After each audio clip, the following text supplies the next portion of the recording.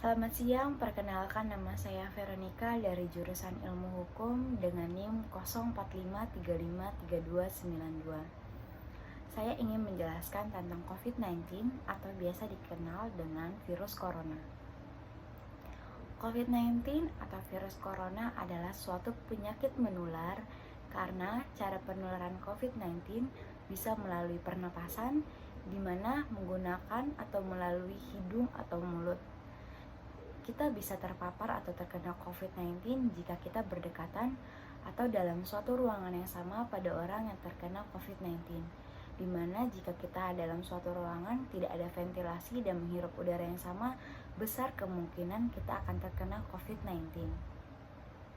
COVID-19 adalah suatu penyakit yang baru dan langka, di mana ditemukan pertama kali di Cina, tepatnya di kota Wuhan pada tahun 2019.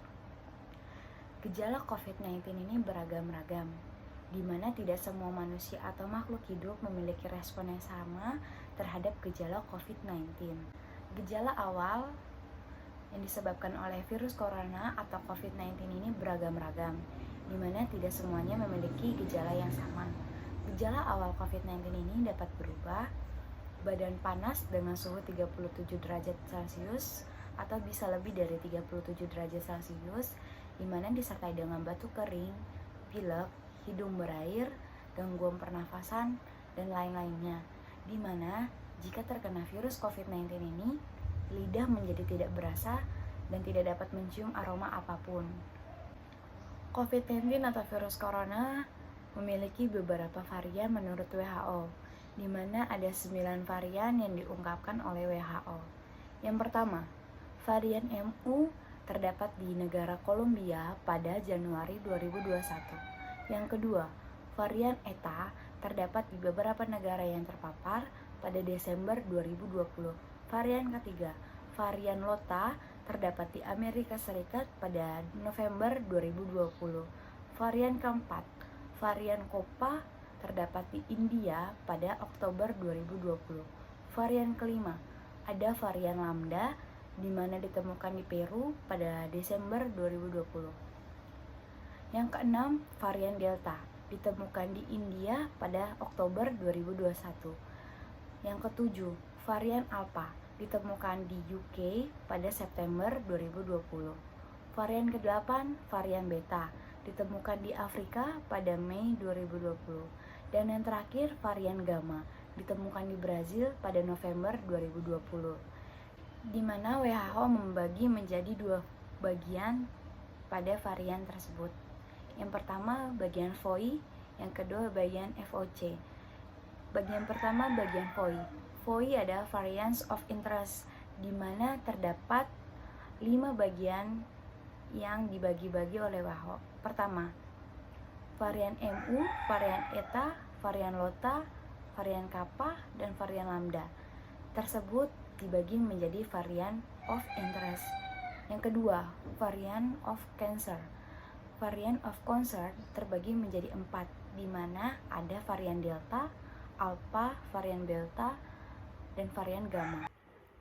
Pencegahan yang dilakukan untuk COVID-19 adalah yang pertama, selalu memakai masker. Yang kedua, menjaga jarak minimal 1 km. Ketiga, tidak berkerumun. Keempat, tidak berpergian keluar rumah jika sedang tidak enak badan. Kelima, mengikuti vaksinasi. Keenam, selalu mencuci tangan atau menggunakan hand sanitizer. Bagaimana jika sudah terkena gejala COVID-19? Jika merasa memiliki gejala COVID-19, maka segera melakukan tes seperti PCR, rapid test, atau antibody. Namun, dari beberapa pengecekan yang disebutkan, tidak semua tes memiliki hasil akurat. Maka dianjurkan untuk melakukan cek PCR karena tingkat akuratnya sangat terpercaya, dikarenakan tes tersebut dilakukan dengan berupa pengecekan lendir hidung dan mulut. Jika tes yang dilakukan adalah positif, maka hubungi Satgas COVID dan segera lakukan isolasi mandiri menghindari penularan kepada orang-orang di sekitar. Dampak yang diberikan COVID-19 ini sangatlah banyak, di antaranya banyak keluarga yang kehilangan orang yang mereka sayangi dan mereka cintai karena sudah terpapar COVID-19. Tidak hanya itu, COVID-19 juga sangat berpengaruh bagi ekonomi dunia, di mana ekonomi dunia menjadi sangat rentan untuk mengalami kerugian atau penurunan. Tidak hanya itu juga sangat berdampak bagi mata pencarian dan terguncangnya ekonomi, karena segala macam perusahaan, toko-toko, usaha, tempat dagang tidak diperkenankan untuk beroperasi karena disebabkan oleh COVID-19 guna menghindari penularan. Maka dari itu, banyak perusahaan, toko-toko, usaha dagang, atau lainnya mengalami kerugian yang sangat signifikan dan sangat mengalami penurunan. Dan hal tersebut sangat mempengaruhi segala bentuk mental fisik atau mental pikiran oleh umat manusia. Maka dari itu, hal yang terpenting dalam penyembuhan atau pencegahan COVID-19 adalah selalu merasa cukup dan merasa bahagia.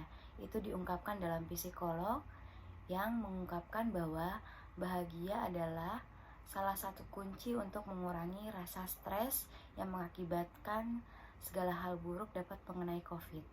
Demikian gagasan yang saya sampaikan tentang COVID-19. Jika ada kesalahan, mohon dimaafkan sebesar-besarnya. Terima kasih, selamat siang.